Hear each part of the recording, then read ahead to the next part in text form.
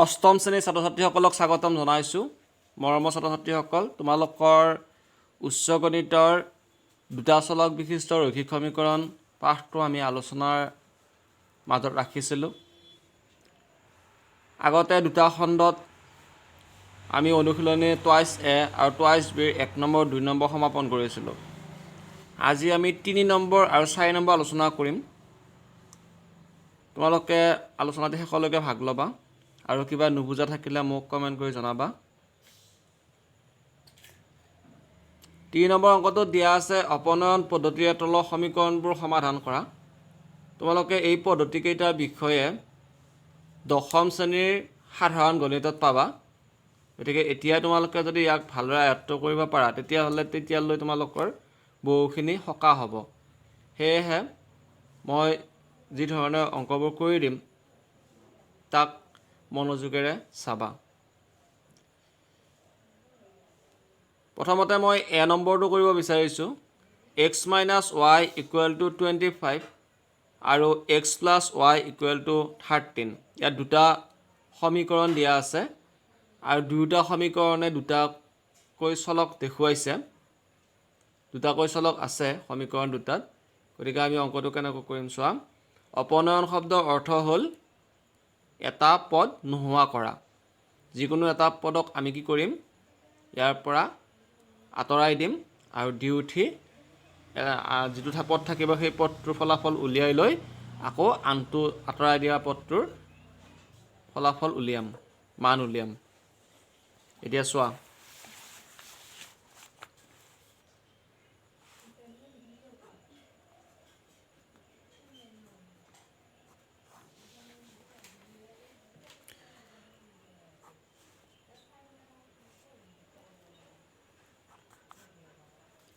x - y =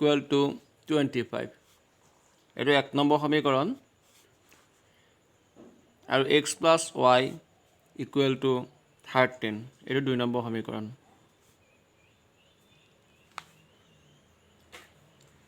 আমি দেখা পাইছোঁ ইয়াত x দুটা আগত সহগ অনলি 1 আছে। দুইটা সমীকৰণে xৰ আগত সহগ কিমান আছে, 1 আছে। ইয়াতে y ক্ষেত্ৰতো প্ৰথম সমীকৰণটো y-টোত -1 আছে আৰু দ্বিতীয় সমীকৰণটোত +1 আছে। গতিকে আমি এতিয়া এইটো সহজভাৱেই কৰিব পাৰিম। 1 নম্বৰটোৰ লগত যদি আমি 2 নম্বৰটো যোগ কৰি দিওঁ, 2 নম্বৰ সমীকৰণটো, তেতিয়া আমাৰ কি হ'ব, লেফ্ট হেণ্ড ছাইডখিনি আমি লেফ্ট হেণ্ড ছাইডত পাতিলোঁ x - y + x + y আৰু ৰাইট হেণ্ড ছাইডত কিমান আছিলে, 25 + 13 আছিলে। ৰাইট হেণ্ড ছাইডত আমি যোগ কৰিছোঁ। তাৰপিছত ইয়াত দেখা পালোঁ যে y এটা জমাত আছে, এটা ধাৰত আছে, দুটা কটা গ'ল। দুটা x আছে, টুৱাইছ x হ'ব আৰু ইফালে এইখিনি যোগ কৰি দিয়া। 5 × 3 = 8, 2 × 1 = 3। xৰ মানটো উলিয়াব লাগিলে আমি 2 ৰে 38ক হৰণ কৰিব লাগিব। হৰণ কৰিলে 2 × 2 = 1/18, 2 × 9 = 18। xৰ মান পাই গ'লোঁ আমি কিমান, 19। এতিয়া xৰ মানটো 1 নম্বৰ বা 2 নম্বৰ সমীকৰণত বহুৱাই দিলে আমি y মানটো পাই যাম। xৰ মান 1 নম্বৰ সমীকৰণত বহুৱাই x - y = 25। xৰ মানটো বহুৱাই দিয়া কিমান হ'ব, 19 - y = 25। yটো আমি ইফালে ৰাখিলোঁ, -y হৈ থাকিব এইটো, আৰু 19টো আমি সিফালে পক্ষান্তৰ কৰিম ৰাইট হেণ্ড ছাইডলৈ। পক্ষান্তৰ কৰিলে 25 - 19 হৈ যাব। -y = 15ৰ পৰা 9 গ'লে 6। এই চলৰাশিটোৰ আগত মাইনাছ চিন থাকিব নোৱাৰে, গতিকে উভয়ত আমি মাইনাছেৰে পূৰণ কৰি দিলোঁ। তেতিয়া y = -6 হৈ যাব। হৈছে এতেকে x = 19 আৰু y = কিমান হ'ব, -6 হ'ব। এয়া হৈছে আমাৰ ফলাফল। তোমৰা নিশ্চয় বুজিব পাৰিছা। মই তোমালোকক এইবাৰ চি নম্বৰটো কৰি দিব বিচাৰিছোঁ তোমালোকে বিটো কৰিবা চি নম্বৰটোৰ দৰে বিটো কৰিব লাগিব এইটো যিহেতু আমাৰ দুইটা চলকৰ ক্ষেত্ৰতে মানবোৰ সমান হৈ আছিলে সহগবোৰ সমান হৈ আছিলে সেইকাৰণে আমি সহজভাৱে কৰিব পাৰিলোঁ চি নম্বৰটোৰ ক্ষেত্ৰত অকণমান আমি বেলেগকৈ কৰিম তাৰপিছত বি নম্বৰটো তোমালোকে চি নম্বৰটোৰ দৰে কৰিব লাগিব হৈছে মই চিটো কৰি দিছোঁ চিটো দিয়া আছে 7x - 6y = 25 এক নম্বৰ সমীকৰণত সেইটো আছে আৰু দুই নম্বৰ সমীকৰণত আছে 5x + 4y = 51 চোৱা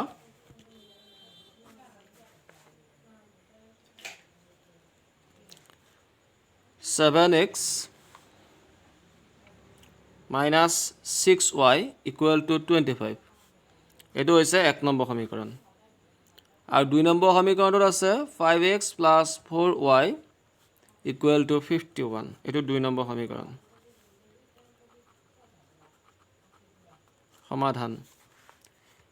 আমি হয় x নহয় y এই দুইটা চলকৰ যিকোনো এটা নোহোৱা কৰিম আমি যেনিবা x টোকে নোহোৱা কৰিব বিচাৰিছোঁ তেতিয়া আমি ইয়াৰে যিটো x ৰ সহগ আছে দুই নম্বৰ সমীকৰণৰ x ৰ সহগ 5 আছে সেই 5 টোৰে ওপৰৰ এক নম্বৰ সমীকৰণটো উভয়কে সকলোতে পূৰণ কৰিম 5টো আকৌ ঠিক একেদৰে ইয়াতে তলৰ যিটো সমীকৰণ আছে সেই সমীকৰণটোক এক নম্বৰ সমীকৰণৰ x ৰ 7ৰে সকলোকে পূৰণ কৰিম পূৰণ কৰি আমি ইকুৱেল কৰি ল'ম x ৰ মানটো তাৰপিছত আমি x ৰ মানটো উঠাই দিম দি উঠাৰ পিছত y মানটোৰ জৰিয়তে আমি ফলাফলটো উলিয়াব পাৰিম এতিয়া চোৱা এক নম্বৰ পূৰণ 5 5ৰে এক নম্বৰ কৰা 5 × 7 = 35x হ'ব এবাৰ এইটোকে কৰা -6 × 5 = 30y আৰু 5 × 25 = 125 এইটো হৈছে 3 নম্বৰ সমীকৰণ দুই নম্বৰটোক আমি ওপৰে 7টোৰে পূৰণ কৰিম 7 × 5 = 35x হ'ল 7 × 4 = 28y আৰু 7ৰ লগত 51 পূৰণ কৰা 7 × 7 7 × 5 = 35 357 এইটো হৈছে 4 নম্বৰ সমীকৰণ আমি এটা কি কৰিম জানানে 3 নম্বৰৰ পৰা 4 নম্বৰটো বিয়োগ কৰি দিয়া 3 নম্বৰ সমীকৰণটোৰ পৰা আমি 4 নম্বৰ সমীকৰণটো বিয়োগ কৰি দিম বিয়োগ কৰি দিলে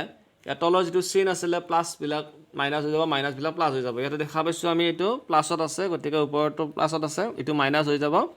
তেতিয়া এই দুটা কটা যাব 0 হৈ যাব ইয়াতে প্লাছত আছে কিন্তু মাইনাছ হৈ গ'ল তেতিয়া যোগ কৰা এই দুটা মাইনাছত পৰি গ'ল 8 × 0 = 8 হ'ব 3 × 2 = 5 -58y আৰু ইফালে দেখা পাইছোঁ এইটো প্লাছত আছে ওপৰতো প্লাছত আছে এইটো মাইনাছ হৈ যাব নহয় এইটোৰ পৰা এইটো বিয়োগ কৰি দিয়া 7ৰ পৰা 5 গ'লে 2 5ৰ পৰা 2 গ'লে 3 আৰু 3ৰ পৰা 1 গ'লে 2 -232 হ'ল এতিয়া y মানটো আমি উলিয়াব লাগিলে -232 -58ৰে হৰণ কৰিম ইয়াতে মিলাই চোৱা এইটো 2 আছে 8ৰ লগত 4 বাৰ দি চোৱা 8 × 4 = 32 হাতে গ'ল 3 5 × 4 = 20 21 22 23 232 ওলাইছে না গতিকে আমি 4 বাৰ দিব পাৰিম মাইনাছ মাইনাছ কটা গ'ল এইটোৰে এইটোক 4 বাৰ যাব y মানটো পাই গ'লো আমি কিমান 4 এতিয়া y মান 1 নম্বৰ বা 2 নম্বৰত বহুৱাই দিয়া 1 নম্বৰতে বহুৱাই দিছোঁ 1 নম্বৰ সমীকৰণত বহুৱাই 1 নম্বৰ সমীকৰণটো আছিলে 7x - 6y = 25 x ৰ মানটো আমাৰ পোৱা নাই উলিয়াব লাগিব y মানটো পাইছিলোঁ আমি 4 গতিকে 6 × 4 হ'ল 25 7x বুলিয়ে ৰাখিলোঁ ইয়াত 6 × 4 = 24 হ'ব আৰু ইফালে 25 আছে 7x এইটো ইফালে পক্ষান্তৰ কৰিলে প্লাছ হৈ যাব 25 + 24 7x = 5 × 4 = 9 2 × 2 = 4 49 হ'ল আৰু x = 49/7 7 × 7 = 49 x ৰ মানটো পাই গ'লোঁ আমি কিমান 7 তলত লিখি দিয়া এটাকে x = 7 y = 4 এইটো হৈছে আমাৰ সমাধান তোমালোকে নিশ্চয় অপনয়ন পদ্ধতি বুজি পাইছা মই আশা কৰিছোঁ দুটা অংক কৰি দিলোঁ তোমালোকলৈ এটা অংক এৰিছোঁ এইটো তোমালোকে কৰিবা এতিয়া 4 নম্বৰ অংকটো চোৱা 4 নম্বৰ অংকটো দিয়া আছে তলৰ সমীকৰণবোৰ তুলনাত্মক পদ্ধতিৰে সমাধান কৰা ইয়াতে 4টা অংক দিয়া আছে মই তোমালোকক দুটা অংক কৰি দিম a2 আৰু b2 তোমালোকে বাকি দুটা কৰিবা মই a2 আৰু c2 কৰি দিম b2 আৰু d2 তোমালোকে কৰিবা হ'ব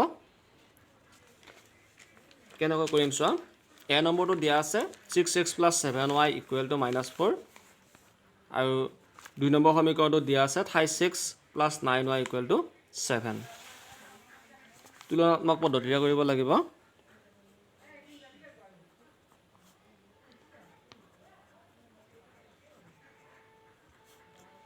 এক নম্বৰ সমীকৰণ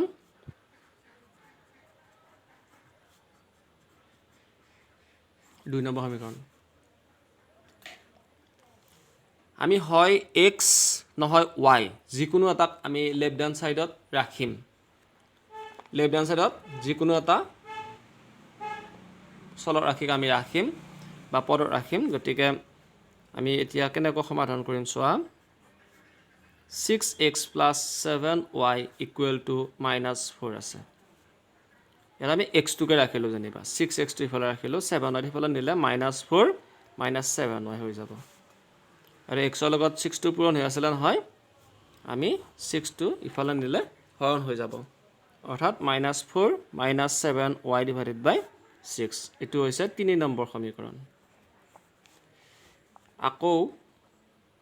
2 নম্বৰ সমীকৰণটো লোৱা 36 + 9y = 7 আছে 36 টো আমি ইফালে ৰাখিলো 7 - 9y হল 3 টো x ৰ লগত পূৰণ হৈ আছিল ইফালে গলে হৰণ হৈ যাব এটো হৈছে 4 নম্বৰ সমীকৰণ 3 আৰু 4 ৰ পৰা যদি আমি চাও তেতিয়ালে দেখা পাইছো লেফট হ্যান্ড সাইড দুটা মান একে হৈ আছে x x হৈ আছে তুলনা কৰিছো আমি x x পাইছো গতিকে 3 আৰু 4 ৰ পৰা 3 আৰু 4 ৰ পৰা আমি কি পাম লেফট হ্যান্ড সাইড দুটা যেটো সমান হৈছে রাইট হ্যান্ড সাইড দুটাও সমান হ'ব -4 - 7y / 6 = 7 - 9y / 3 তাৰপিছত বজ্ৰ পূৰণ কৰা বজ্ৰ পূৰণ কৰিলে 3 ৰ এখিনি কৰিব লাগিব 6 ৰ এখিনি কৰিব লাগিব 6 × 7 - 9y 3 × -4 - 7y হয় কৰিলো এবাৰ 7 6 গুণ কিমান হ'ব 42 হ'ব 9 6 গুণ 54 -54y ইফালে কৰিলো 4 3 গুণ -12 হ'ল প্লাস মাইনাস মাইনাস 7 3 গুণ 21y ইফালে -54y আছিল নহয় না এ 21y টো ইফালে আনিলো প্লাস হৈ আহিব +21y -12 ইফালে আছিল ইফালে কি আছিল 42 এটা মিলি আছে এটা গোটা মান গতিকে ধ্ৰুবক মান 42 টো আমি ইফালে পক্ষান্তৰ কৰিলে প্লাসত আছিল না -42 হৈ যাব এটা বিয়োগ কৰা 4 ৰ পৰা 1 গলে 3 5 ৰ পৰা 2 গলে 3 -33y কাৰণ জমা কম আছে ধাৰ বেছি আছিল এটা যোগ কৰা 2 2 4 আৰু 4 1 5 54 y = -54 / -33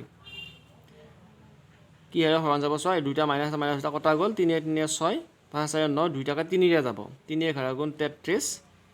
আৰু ইফালে এটো যদি কৰি চাও 3 গুণ 3 2 ভাগ 3 8 গুণ 24 হয়না 18 3 গুণ 54 আৰু 11 3 গুণ 33 আমি y মানটো পাই গলো কিমান 18 / 11 তে y মানটো তোমালোকে 3 নম্বৰ অথবা 4 নম্বৰত বহুৱাই দিয়া 4 নম্বৰটো বহুৱাইছো বাৰু y মান 4 ত বহুৱাই 4 টো কি আছিল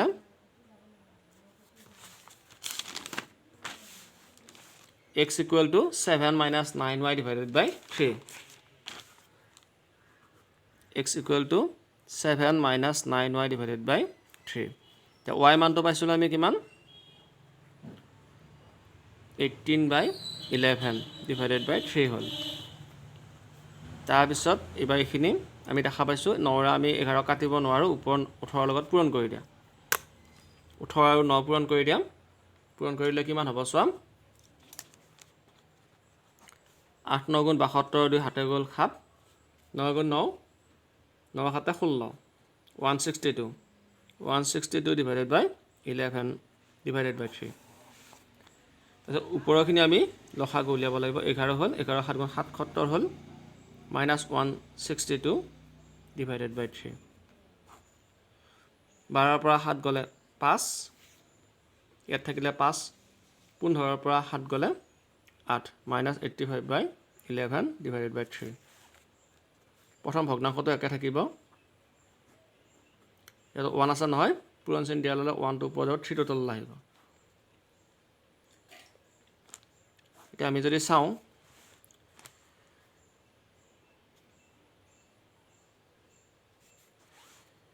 আঠাৰ পাছত 3ৰে ইয়াক কাটিব নোৱাৰোঁ 11ৰে কাটিব নোৱাৰোঁ গতিকে ওপৰত মাইনাছ 85 থাকিলে আৰু তলত 11 3 গুণ 33 হ'ব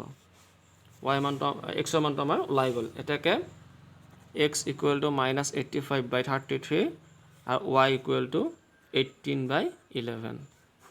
এইটো হৈছে আমাৰ সমাধান মই নিশ্চয় বুজিব পাৰিছা এবাৰ c টো চোৱা সমাধান কৰিম আমি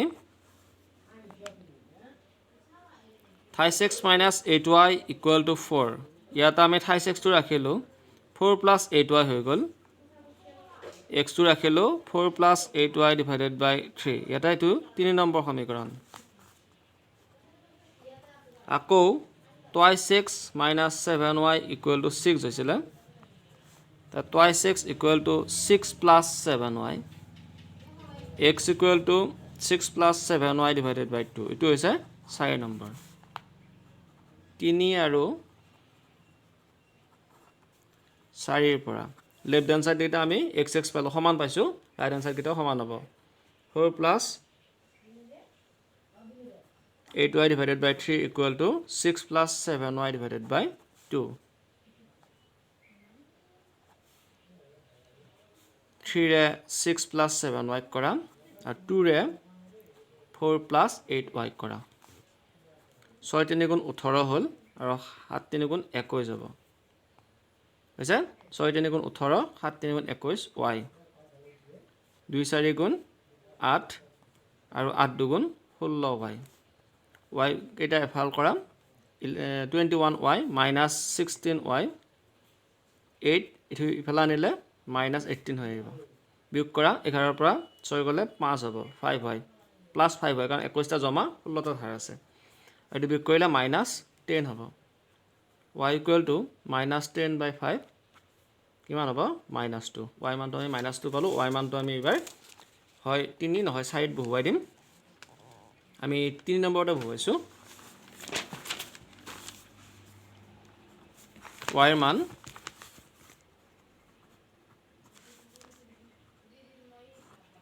3 বহুৱাই 3 নম্বৰটো কি আছিল x equal to